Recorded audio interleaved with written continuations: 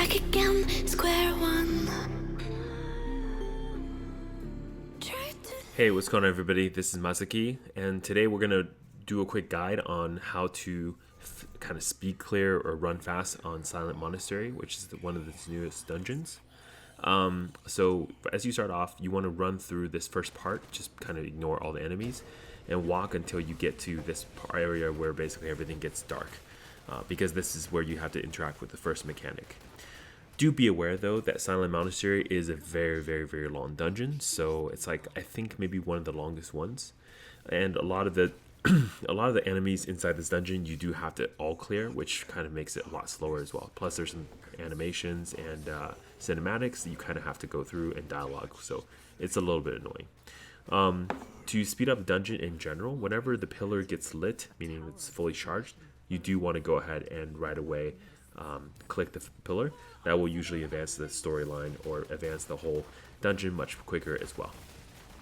This second section here have a pillar on top and one on bottom, so you want to kind of split into two teams, one person taking care of the top, one person taking care of the bottom. And basically once you get both lights lit, the last thing you want to do is you have to clear all the nightmare creatures inside this area, which can be actually a little bit annoying, but that's just how it is. And once you do that, you can actually purify that pillar, which then will kind of like turn this whole area into day, right? So you have to destroy that withering pillar, and then turns everything into day. Okay, so for the next section, you can pretty much run past all these monks here along the bridge. So I just kind of run. Do not go north yet, go south, and then go here and trigger this cutscene where this one monk will slam the floor and destroy the bridge, so you can't get across this way, right? Basically now you have to fight this monk. It will turn dark again, and then you have to interact with the mechanic of the light and darkness once more. Yeah, so again, same thing. You kill these monks, and then you go back, which allows you to turn into dark again, and now you have to get back on the bridge. Okay. I think actually this part I realized later, you don't actually need to kill these guys. You can just kind of rush past them as well, and then keep running until you get to this hang gliding place, or I guess a slide, and then you just want to trigger it, the cutscene, slide down to the second section down here. Okay, once you get back here, you can see on the mini map that there are things you need to light, so you can go ahead and jump into that room and start clearing this room. This is the first room. You do need to light everything in here.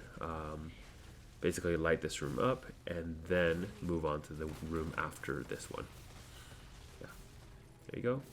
Once that triggers, make sure you trigger the light, and then pretty much after this, you don't really need to clear this room. You can just go on to the next room. And then over here, just be aware this one actually triggers a specific cutscene with the pillar. So you're gonna basically get everything almost lit up, and then of course they're gonna do the sacrifice and then turn into like two gigantic, like what are these things, like gigantic nightmare dudes. It's kind of pretty disgusting.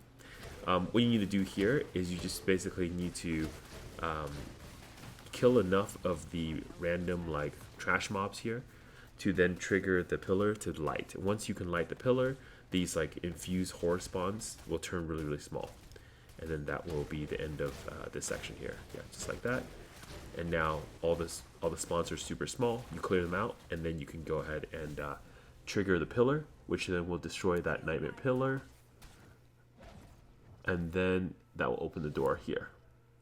Okay, next phase, same thing. Skip everything up until the boss who's guarding the gate. And basically, you're going to have to go fast and kill this boss. Yep, so again, just pretty much maximum DPS on this one. There's going to be some trash. The mechanic isn't crazy in here. Just go ahead and kill this boss. And then once he dies, then that door behind him will also open.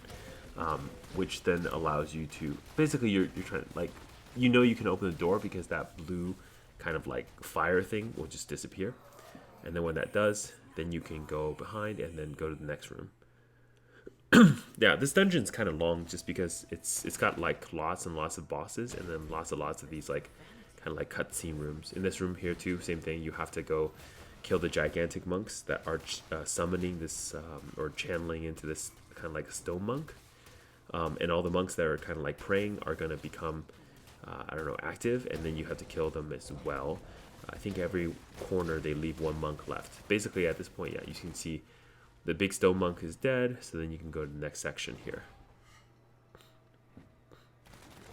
The boss fight, the final boss fight for this is in 2 phases, or 3 phases. You're going to start fighting the Ancient Nightmare above, and it's going to take a little bit to bring him down a little bit of health, which then, I think around half health, I think, he triggers phase 2, which basically, phase 2 is you fight, like, the monk, that's kind of like, what was his name, Shaden, Slidian,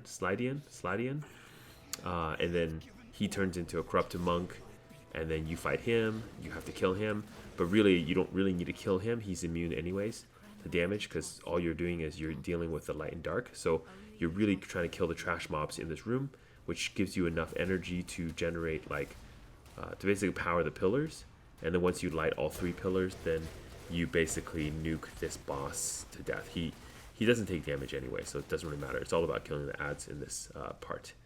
And kill the ads, make sure you light all the pillars, that's really key. And then once you light all 3, then he's dead. And when that monk dies, you go back up top, and you're fighting the Ancient Nightmare once more. And then pretty much this is just a burn down phase. So you burn this boss down. The nice thing about this boss at this point, though, he doesn't pause damage. Like, for example, I think the biggest version of this is Tomb of Fahir. At the end, when you kill the giant spider, so the giant spider does pause damage quite a bit. So he doesn't do that here, so it's kind of nice. The key to avoiding this sphere thing is just to make sure you kind of predict where the ball is going to land. He does spin around a little bit and it kind of disappears, but you know where it's going to be, so just stand where the ball won't hit you and you should be fine. And lastly, loot the chest, and then you're basically good to go and you're on your way out. So there you have it. That's how you run Silent Monastery. We did this on Hell 5, but really it works the same way in any other difficulty. All right, everybody, I hope you good luck with your runs and stay classy. See you next time. Not a word that you